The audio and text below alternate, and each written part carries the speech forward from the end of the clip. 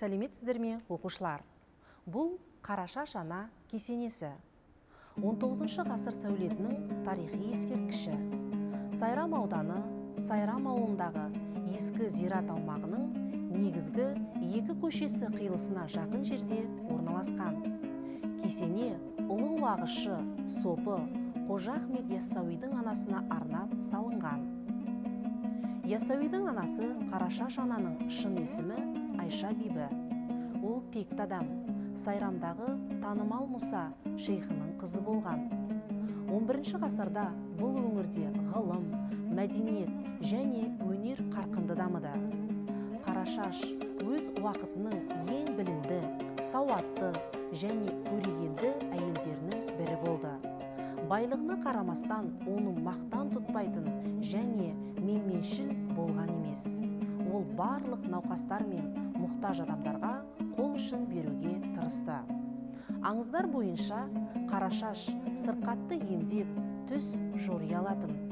Осының арқасында ол өңірдегі тұрғындар арасында кең танымалдылыққа ие болды. Қарашаш бала тәрбиесіне көп көңіл бөлді. Адамдар санасында ол аналықтың биік арманына айналды.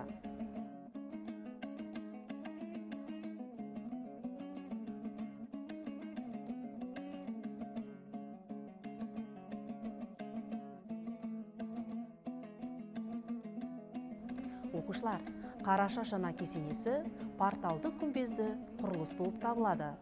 Құрылыстың бұндай типі кейінгі орта ғасыр дәуірінде оңтүстік Қазақстан аумағында кең таралған. Бастапқыда 12 ғасырда салынып, кейіннен уақыт және табиғи жағдайлардың ықпалыменен әлденеше рет қирап, қайтадан тұрғызылды. Қазіргі кесене 19 ғасырдың ортасында төрт бұрышты күйдірілген кірпіштен қаланған. Сондай-ақ оқушылар, құрылыс барысында ағаш пенен саз қолданылған. Кесене сапалы материалдан және ерекше ұқыптылықпен тұрғызылған. 2 ғасыр ширегінде ескерткіш бұзылмаған. Құрылыста қолданылған ағаш бөлшектер және ағаштан ойылған ою-өрнектер шірімеген.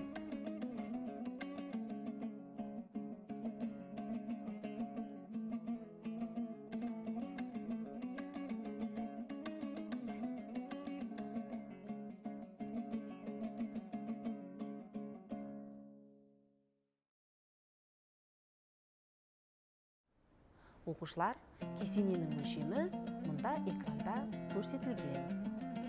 Ғимарат бұрыш қалқандарына негізделген барабанды тұрған күмбезбен аяқталады. Күмбездің биіктігі 7,8 метр. 1996 жылы күмбезді жапырақты ақ қаңылтырмен қаптаған. Оңтүстік және оңтүстік батыс жағы ұзын сүйірленген текшелері бар порталдармен безендірілген. Алдыңғы жазықтықтары терең емес, сүйірленген және тік бұрышты текшелермен әшекейленген. Кесененің оңтүстік және батыс жақтарында кіреберіс есіктер бар. Ал ішкі бөлігінде күмбез іші сыланған. Кіреберіс үстіндегі жарық саңылауы ағаштан жасалған панжар тормен жабылған. Құм тығырындағы едендер кірпіштен қаланған. Кесененің орталық бөлігінде мрамор тақтайшалармен қапталған Қараша Шананың бейіті орналасқан.